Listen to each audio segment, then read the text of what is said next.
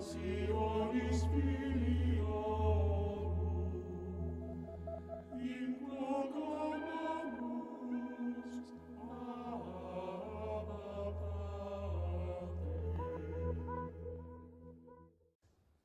Un puzzle para los científicos de este siglo.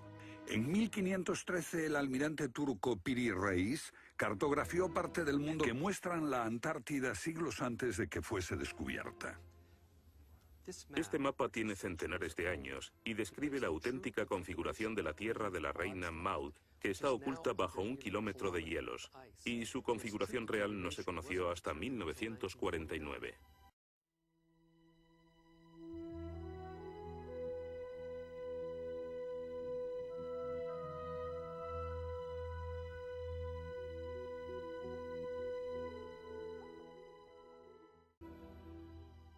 Inexplicable.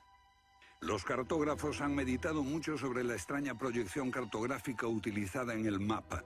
Hallaron un parecido con el que utiliza un moderno submarino nuclear que hace mediciones del mundo mientras se aleja de un punto de referencia.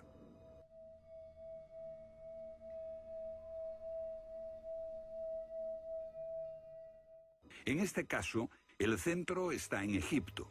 ¿Es ese el hogar de los antiguos cartógrafos? El mapa muestra exactamente esta parte del mundo, pero hay más. Para mí el aspecto más significativo del mapa de Piri Reis es que describe exactamente la longitud. Algo que los europeos no fueron capaces de hacer hasta el siglo XVIII. En el mapa de Piri Reis se menciona el hecho de que se trate de una recopilación de muchas otras cartografías. Son copias de copias de copias. La mayoría de quienes los han estudiado creen que esos mapas proceden de los tiempos de Alejandro Magno, pero son incluso mucho más antiguos. Mapas del mundo confeccionados antes de que supiésemos navegar por los océanos. Técnicas de construcción inexplicables, un complejo conocimiento de las matemáticas y la astronomía. Si existió una tecnología tan avanzada capaz de dar sus conocimientos a los constructores de la Esfinge y a los pueblos de los Andes y México, ¿qué pasó con ella? Rechazando una civilización perdida, la ciencia niega también la idea de una catástrofe global que la destruyó. En ese tiempo, la inclinación del eje de la Tierra era ligeramente distinta de lo que es hoy en día.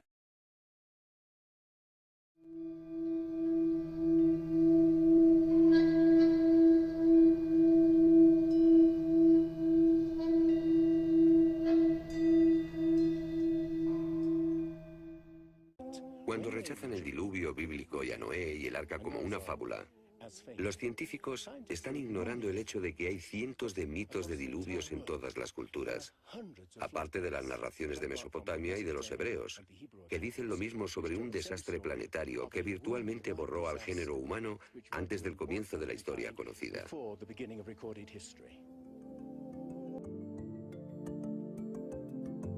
El filósofo griego Platón describió de manera precisa que, según le dijeron los sacerdotes egipcios, la llamó Atlántida.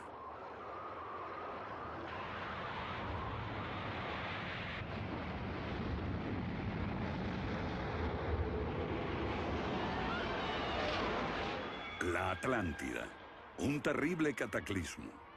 Sabemos de una catástrofe así por otro mito, el diluvio bíblico, Noé y su arca. Un mito igualmente despreciado por los científicos.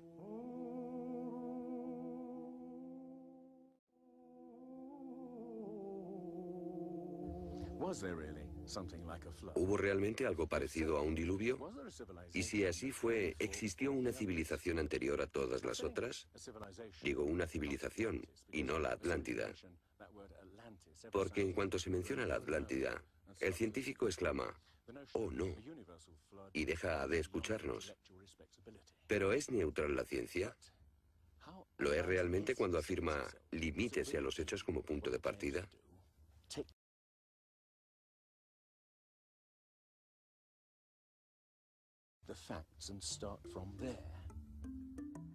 La ciencia ha tendido a centrarse más en teorías que en hechos.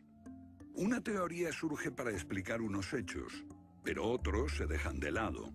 Nuevas evidencias pueden cuestionar la teoría, pero con frecuencia también son ignoradas.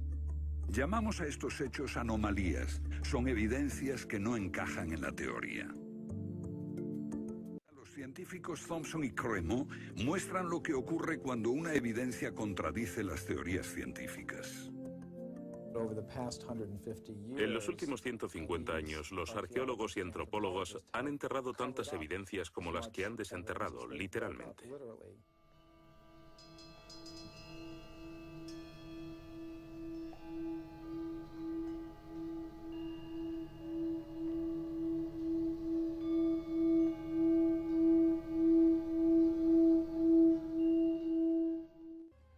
La gente tiende a filtrar cosas que no convienen. Cuando los científicos ven que algo no se ajusta al paradigma aceptado, tienden a eliminarlo. No se enseña, no se discute.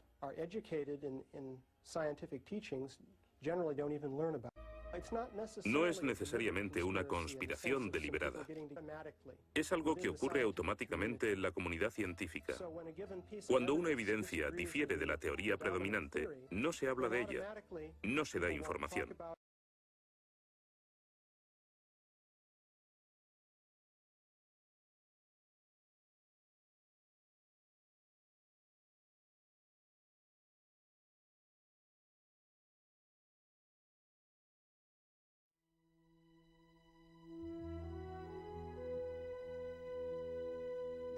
Este tema de ciencia y fe, que se llama la ciencia y la fe frente a frente, porque por desgracia los medios de comunicación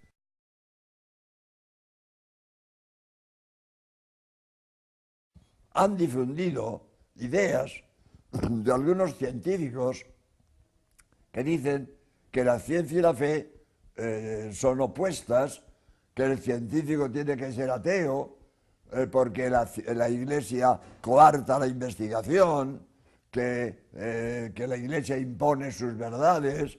Total, que esta oposición de ciencia y fe se divulga mucho en los medios de comunicación. Cuando digo ciencia, hablo de ciencia indiscutible, no de la hipótesis de un señor que pasado mañana es refutada por la hipótesis de otro señor.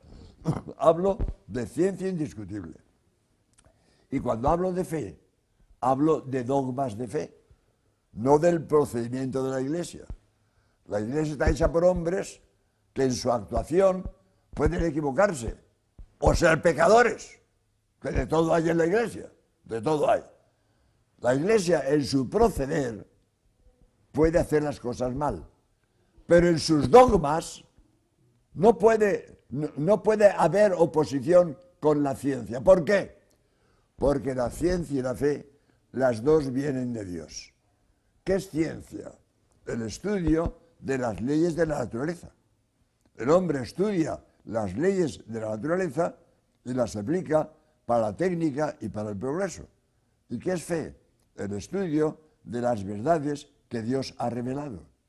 Si el mismo Dios es el autor de las leyes de la naturaleza, objeto de la ciencia, y de las verdades de la fe, objeto de la fe, ¿cómo Dios va a contradecirse lo que me comunica por la naturaleza y lo que me comunica por la revelación? Por lo tanto, es evidente, nunca en la historia ha habido contradicción entre ciencia y fe.